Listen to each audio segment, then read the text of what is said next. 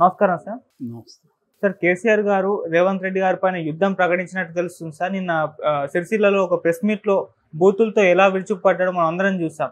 So మరి ఇప్పుడు కేసీఆర్ గారు ఫుల్ యాక్టివ్గా ఉంటారా పాలిటిక్స్లో? మరి ఇప్పుడు ప్రాబ్లం ఏంటి మరి దీంతో కాంగ్రెస్ పార్టీగా? కేసీఆర్కి సంబంధించి ఒక ఆందోళన అయితే బీఆర్ఎస్ ఎంపీ క్యాండిడేట్లో ఉంది. ఈయన వచ్చి మనకు ప్రచారం చేస్తాడా లేదని. ఒకటి ఏంటంటే ఆయనకు ఆరోగ్యం సరిగా లేదు, రెండోది సెక్యూరిటీ ఆయనకి తీసేశారు, సెక్యూరిటీ లేదు, అందువల్ల మీద పడిపోతుంటే ఆయనకి చాలా విసుగ్గా ఉంది. ఎందుకంటే ఆ ఏజ్లో ఉన్న వాళ్ళకి జనం వచ్చి మీద పడడం అదంతా ఖచ్చితంగా విసుగ్గా ఉంటుంది. మూడోది ఏంటంటే మంచి ఎండలు. సో ఇదంతా ఆయనకి ప్రతికూలంగా ఉన్నాయి.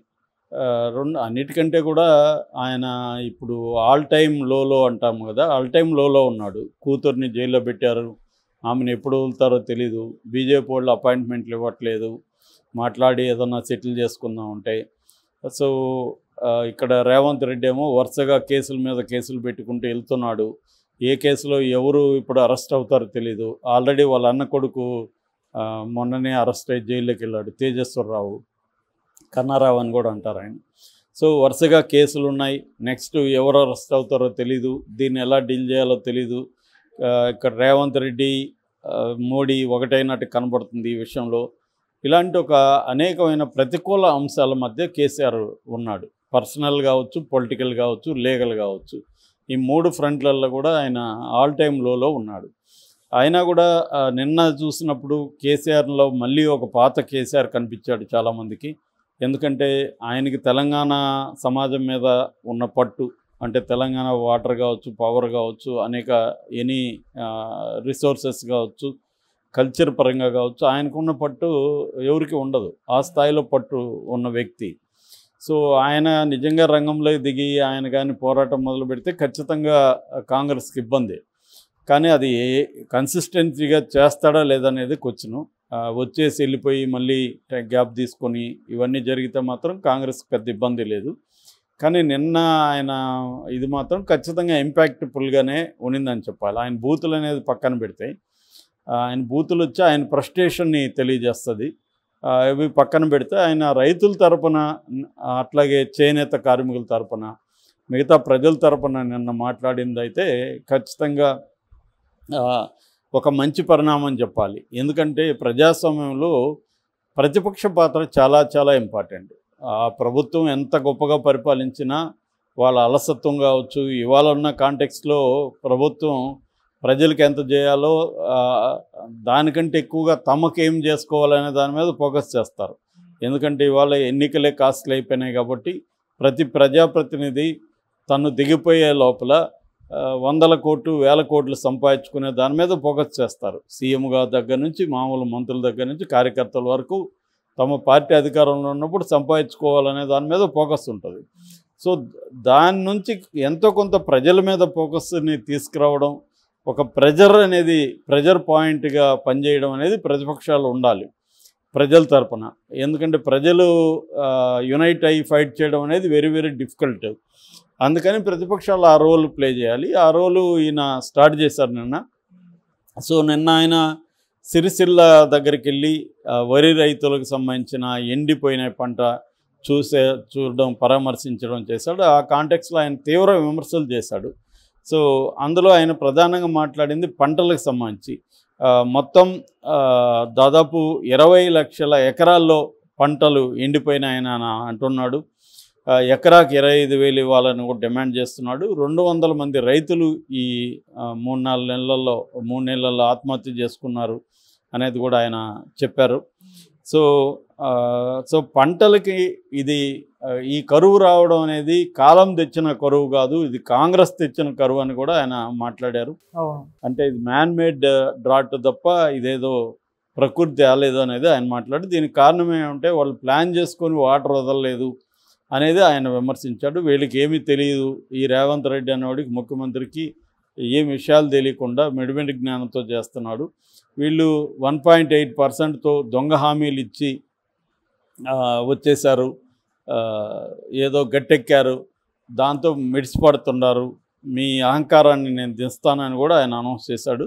సో ఆయన ఫస్ట్ పంటలు, నీళ్లు, ఈ 2 ఆస్పెక్ట్స్ మీద ప్రధానంగా మాట్లాడాడు. మూడవది రైతు ఆత్మహత్యలు 200 మంది రైతులని. తర్వాత పవర్ కరెంటు 2014 ముందున్న పరిస్థితిలోకి వెళ్ళిపోతూ ఉంది తెలంగాణ. మా మీద కరెంటుకి సంబంధించి కొనుగోళ్ళు వాటి మీద మాట్లాడుతున్నారు. ఇప్పుడు పవర్ కరెక్ట్గా అందించడం మీద ఫోకస్ చేయట్లేదు. ఈవెన్ హైదరాబాద్లో కూడా వాటర్ స్కార్సిటీ పెరుగుతూ ఉంది. బెంగళూరు అయ్యే అవకాశం ఉంది. కాబట్టి హైదరాబాద్లో ఫ్రీగా గవర్నమెంటే నీటి ట్యాంకులను పెట్టి అందించాలి అనే డిమాండ్ కూడా చేశాడు. తర్వాత పంటల కొనుగోలు మీద కూడా ఆయన మాట్లాడారు. మేము దాదాపు అనేక సెంటర్లు పెట్టి పంటలు కొనుగోలు చేసాం, వీళ్ళు అవి కూడా ఏం పట్టించుకోవట్లేదు అనేది మాట్లాడాడు. అట్లాగే కాళేశ్వరం మిషన్ భగీరథ, కాళేశ్వరంలో 300 ఇవి కడితే అందులో 3 పోతే దాన్ని వీళ్ళు ఇష్యూ చేస్తున్నారు. 300 కట్టినప్పుడు 3 పోవడం పెద్ద విషయం కాదు బ్యారేజీలో. సో ఇవన్నీ కూడా ఆయన మాట్లాడాడు. 50,000 మంది రైతులతో నేను కాళేశ్వరానికి వెళ్ళి నీళ్లు మేమే రిలీజ్ చేసుకుంటామని కూడా ఆయన హెచ్చరించారు.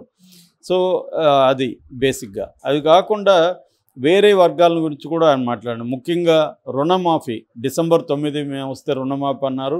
ఇప్పుడు 3 ఏళ్ళు అయింది, దాన్ని ఊసే ఎత్తట్లేదు. రుణమాఫీ ఎందుకు చేయట్లేదు అని ఆయన నిలదీశాడు. అట్లాగే కళ్యాణ లక్ష్మి లక్షకు పెంచుతాము, తులం బంగారం ఇస్తామని చెప్పారు, అది ఇంతవరకు చేయలేదు. అట్లాగే పెన్షన్ 4,000 ఇస్తామన్నారు, దాన్ని అమలు చేయట్లేదు.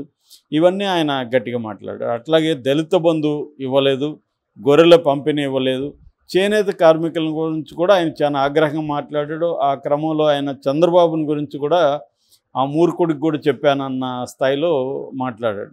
అప్పుడు కూడా నా మాట వినలేదు. ఇప్పుడు రేవంత్ రెడ్డి కూడా అదే పని చేస్తున్నారు. చేనేత కార్మికులకి కష్టాలు చెప్పుకుంటే ఎవరో మంత్రి నిరోధులు అమ్ముకోమన్నాడంట అని చెప్పి ఆయన ఆగ్రహంగా కుక్కల కొడక స్థాయిలో కూడా తిట్టాడు. సో ఆయన ఏమో డిమాండ్ చేస్తున్నారంటే బతుకమ్మ చీరలు, తర్వాత స్కూల్ యూనిఫామ్స్ ఆర్డర్ ఇవ్వాలి చేనేత వాళ్ళకి అనేది ఆయన చెప్తున్నాడు. అదైతే వాస్తవం. ఎందుకంటే వాళ్ళకి మేము ఆ మధ్య ఒక ఎన్జిఓ తరఫున తెలంగాణలో 2 జిల్లాలు, ఆంధ్రాలో 3 జిల్లాలు చేనేత కార్మికులతో పనిచేసాం. దామా అనే ఒక సంస్థ తరఫున పనిచేసినప్పుడు ఆంధ్రాలో కొంత చేనేతలకి బెటర్గా ఉంది. అక్కడేదో గవర్నమెంట్ చేస్తుందని కాదు, అక్కడ ఎడ్యుకేషన్ కానీ కొంత పరిస్థితులు అక్కడ బెటర్గా ఉన్నాయి.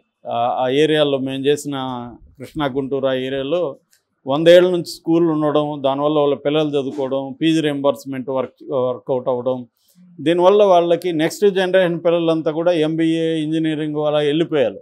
కాబట్టి వాళ్ళు కొంత కంఫర్టబుల్గా ఉన్నారు. ఇక్కడ చాలా కష్టాల్లో ఉన్నారు. దామా లాంటి ప్రైవేటు సంస్థల వల్ల వాళ్ళు బతుకుతున్నారు తప్ప గవర్నమెంట్ అప్పుడు కూడా ఆదుకోలేదు. కేసీఆర్ ఇప్పుడు అంటున్నాడు కానీ మేము వెళ్ళింది కేసీఆర్ గవర్నమెంట్ అప్పుడే.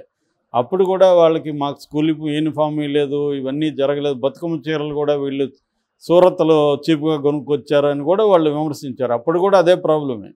సో ఇప్పుడు కూడా అదే ప్రాబ్లం ఉందనేది చెప్తున్నాడు. అదైతే ఖచ్చితంగా రేవంత్ రెడ్డి అడ్రస్ చేయాల్సిన అవసరం అయితే ఉంది. సో అట్లాగే గొర్రెల పంపకం కూడా చేయట్లేదనేది ఈయన విమర్శించారు. ఈయన చెప్పిన సమస్యలన్నీ అంటే గతంలో లేవా అంటే ఉండొచ్చు, కానీ ఇప్పుడు మరి కాంగ్రెస్ అవన్నీ విమర్శించే కదా అధికారంలోకి వచ్చింది. కాంగ్రెస్ అయితే ఖచ్చితంగా అడ్రస్ చేయాల్సిన అవసరం అయితే ఇవన్నీ ఉన్నాయి. సో ఇదొక రకంగా మంచి పరిణామం అని చెప్పచ్చు. అంటే కేసీఆర్కి ఎదురులే అంటే రేవంత్ రెడ్డికి ఎదురులేని పరిస్థితి కనబడుతుంది. ఎందుకంటే బీఆర్ఎస్ నుంచి ఎక్కువ మంది కాంగ్రెస్లోకి వెళ్ళిపోవడం, బీఆర్ఎస్లో సీట్ ఇచ్చిన వాళ్ళు కూడా వెళ్ళిపోయారు, సీటు తీసుకోవడానికి భయపడుతున్నారు.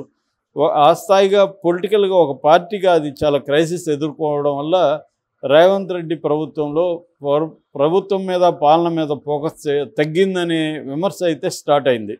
నిన్న కూడా ఎవరో చేశారు, ఎండల్లో రైతుల దగ్గర కేసీఆర్ తిరుగుతుంటే తను ఏసీలో కూర్చొని క్రికెట్ ఎంజాయ్ చేస్తున్నాడని 2 ఫోటోలు పెట్టారు.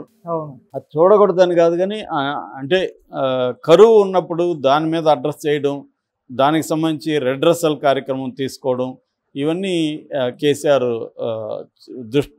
మన ప్రజల దృష్టికి, మీడియా దృష్టికి తేవడం అనేది మంచి పని యాక్చువల్గా.